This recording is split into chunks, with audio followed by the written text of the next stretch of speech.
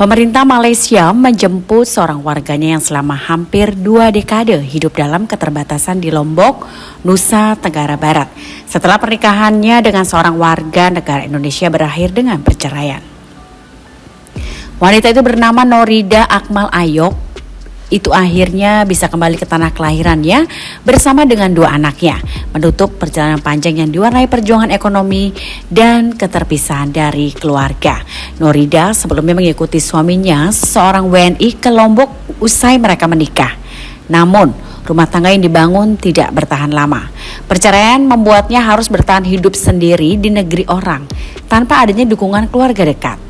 Dan dalam situasi yang serba terbatas, ia pun juga harus mengasuh 2 anaknya sambil berupaya untuk mencukupi kebutuhan sehari-harinya. Dan selama bertahun-tahun, Norida bekerja sebagai penyapu jalanan. Penghasilan yang diperoleh jauh dari cukup untuk memenuhi kebutuhan dasar keluarganya, apalagi untuk membiayai pendidikan anak-anaknya.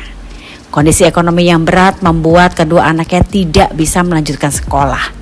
Hidup dalam tekanan finansial dan keterasingan sosial menjadi kenyataan yang harus dijalaninya hampir 18 tahun lamanya. Kisah Norida akhirnya sampai ke otoritas Malaysia setelah pihak keluarga melaporkan kondisi yang dialaminya. Laporan tersebut pun mendorong respon cepat dari pemerintah Malaysia melalui Kementerian Luar Negeri Malaysia bekerjasama dengan Kedutaan Besar Malaysia di Jakarta.